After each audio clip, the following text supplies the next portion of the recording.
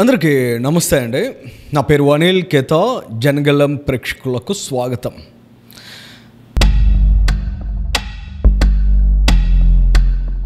జగన్మోహన్ రెడ్డి గారు పల్నాడు జిల్లాలో పర్యటన చేశారు. ఆయన పర్యటన ఎంత ఆర్భాటంతో, ఎంత ప్రచార యావతో, ఇద్దరు ప్రాణాలను బలి తీసుకుని ముందుకు సాగింది అనేది అందరూ చూశారు. కానీ ఇక్కడ జగన్మోహన్ రెడ్డి గారు చేసినటువంటి తప్పులను ఎత్తి చూపడం, ఆయన అత్యుత్సాహాన్ని, అతిని విమర్శలు చేయడం కాదు. అసలు కూటమి ప్రభుత్వం ఏం చేస్తుంది, కూటమి ప్రభుత్వం వ్యవహార శైలి ఎలా కనిపిస్తోంది, కూటమిలో పోటీ చేసినటువంటి నాయకుల్ని ప్రజలు ఎందుకు గెలిపించారు, జగన్మోహన్ రెడ్డి చేస్తున్న దాష్టీకాలను చూసి భరించలేకే కదా రాష్ట్రంలో 164 సీట్స్ కూటమి ఎమ్మెల్యేలను గెలిపించింది. అటువంటి కూటమి ప్రభుత్వం జగన్ చేస్తున్న ఈ తరహా అరాచక శక్తులను పోషిస్తున్నటువంటి విధానాల మీద ఎంత కఠినంగా వ్యవహరించాలి, కానీ అలా వ్యవహరిస్తోందా, ఎందుకు భయపడుతోంది? జగన్మోహన్ రెడ్డి సంగతి వదిలేండి, కనీసం జగన్మోహన్ రెడ్డి కింద ఉన్న చెంచాల విషయంలో కూడా కఠినంగా వ్యవహరించలేనటువంటి సిచ్యువేషన్లో ఉండడం ఒకంత ఆశ్చర్యకరంగా, హాస్యాస్పదంగా అనిపిస్తోంది. ఎందుకంటే వాళ్ళ ఇన్సిడెంట్ చూసినట్లయితే ఒక అతన్ని కాన్వాయ్ కొట్టేసి వెళ్ళిపోయిన తర్వాత చాలా వేగంగా ఎస్పీ గారు ప్రెస్ మీట్ పెట్టి జగన్ గారి కాన్వాయ్లో ఉన్నటువంటి వెహికల్ కాదు అదని రూఢీ చేశారు ఆయన. ఆ తర్వాత హోంమంత్రి గారు మాట్లాడారు. ఎస్పీ గారు చెప్పిన దానికి పూర్తి భిన్నమైనటువంటి ప్రకటన.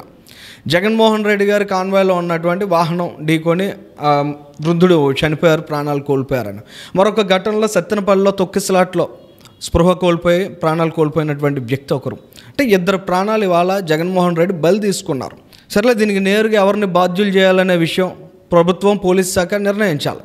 కానీ మనం సిమిలర్ ఎగ్జాంపుల్ను ఒకసారి చూసినట్లయితే గతంలో హైదరాబాద్ పోలీసులు ఎలా వ్యవహరించారు, సంధ్యా థియేటర్ తొక్కిసలాట ఘటన సమయంలో వాళ్ళు ఎంత కఠినంగా వ్యవహరించారు. అక్కడ ముఖ్యమంత్రి కూడా పోలీసులకు ఎంత స్వేచ్ఛనిచ్చారు. అంటే ముఖ్యమంత్రి స్వేచ్ఛనివ్వడం వేరు, పోలీసులు కూడా ప్రజల పక్షాన ఎక్కడైతే బాధితులు ఉన్నారో వాళ్ళ పక్షాన్ని తీసుకుని వాళ్ళు కఠినంగా నడుచుకోవడం వేరు. రెండింటికి కూడా చాలా వ్యత్యాసం ఉంటుంది.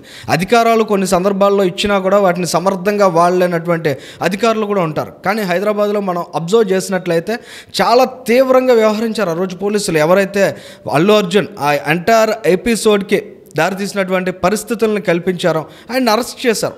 తద్వారా అక్కడ ఉండే ప్రజానీకానికి సెలబ్రిటీ అయినా, సామాన్యుడైనా, ఎవరైనా పోలీసుల దృష్టిలో ఒకటే అనేటువంటి సంకేతాలను బలంగా పంపించారు.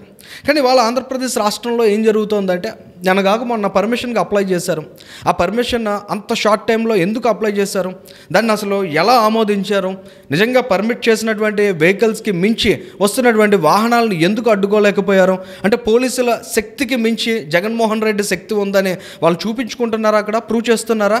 ఇలాంటి విషయాలన్నీ కూడా ఖచ్చితంగా కూటమి ప్రభుత్వం రివ్యూ చేసుకోవాలి. ఇవాళ హోంమంత్రి ఇచ్చిన స్టేట్మెంట్ ఒకలా ఉంది, స్థానికంగా జిల్లా ఎస్పీ ఇచ్చినటువంటి స్టేట్మెంట్ మరొకలా ఉంది. ఈ రెండిట్లో ప్రజలు దేన్ని విశ్వసించాలి? ఇది ఖచ్చితంగా కూటమి ప్రభుత్వాన్ని అబాసు పాలు చేసే విషయంగా చూడాల్సినటువంటి సందర్భం క్రియేట్ అవుతుంది. ఇలాంటి అంశాలన్నింటినీ కూడా విశ్లేషించుకోకుండా కేవలం పార్టీలకు సంబంధించిన ట్విట్టర్ హ్యాండిల్స్లో ట్వీట్లు వేసుకోవడం వలన ప్రజలు ఎవరు కూడా హర్షించరు. కనీసం తెలుగుదేశం పార్టీ వైసీపీ చేస్తున్నటువంటి దుష్ప్రచారాన్ని కౌంటర్ చేస్తుంది. అసలు జనసేన పార్టీ అయితే అసలు ఎక్కడ సోదిలో కూడా లేదు. కనీసం వాళ్ళు ఎక్కడా కూడా ప్రభుత్వంలో జరుగుతున్నటువంటి ఇలాంటి విషయాల మీద కనీసం స్పందించేటువంటి పరిస్థితి లేదు. కనీసం ఇలాంటి అంశాల మీద జగన్మోహన్ రెడ్డి రకమైనటువంటి పర్యటనలు చేసి ప్రజలను ఎంత ఇబ్బంది పెడుతున్నారో, పోలీస్ శాఖ పెట్టినటువంటి ఆంక్షలను కూడా దాటుకుని ఆయన ఏ విధంగా వ్యవహరిస్తున్నారు, ఇలాంటి అంశాలు ఎక్కడా కూడా వాళ్ళు ప్రస్తావించట్లేదు. ఇలాంటి సిచ్యువేషన్స్ ఇవాళ చాలా ఆందోళన కలిగించాయి. ఖచ్చితంగా కూటమి ప్రభుత్వం జగన్మోహన్ రెడ్డిని అరెస్ట్ చేయడం సంగతి దేవుడే. కానీ వాళ్ళ ఈ అనుమతులు పెట్టినప్పుడు ఎవరైతే బాధ్యులు ఉంటారో వాళ్ళని కనీసం బాధ్యులుగా చేయాలి కదా, ప్రజలకి భరోసా ఇవ్వాలి కదా. రోడ్డు పక్కన సామాన్యుడు నడుచుకుని వెళ్ళిపోతుంటే వాళ్ళని కూడా కాన్వాయ్ వాహనాలు కొట్టేసి వెళ్ళిపోతే దాన్ని కూడా రాజకీయ కోణంలో చూసి జగన్మోహన్ రెడ్డికి ఏమైనా ఇబ్బంది కలిగినట్లయితే ఆయన రాజకీయంగా దాన్ని వాడేసుకుంటాడు అనేటువంటి ఒక అభద్రతా భావంలో కూటమి ప్రభుత్వం వ్యవహరించడం అనేది ఖచ్చితంగా శోచనీయం. అటువంటి విధానాన్ని అయితే ఖచ్చితంగా ఇప్పుడు అవలంబించి ఉన్నట్లయితే ఉన్నట్లయితే వేడనాడాల్సినటువంటి అవసరం కూడా ఉంది. హోంమంత్రి వంగలపూడి అనిత గారు కూడా అసలు ఏం జరిగింది ఎంటైర్ ఎపిసోడ్లో అని రివ్యూ చేసుకోవాల్సిన సందర్భం కూడా.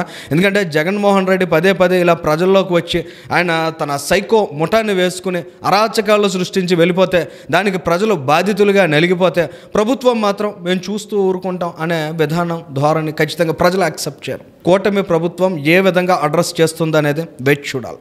Thank you.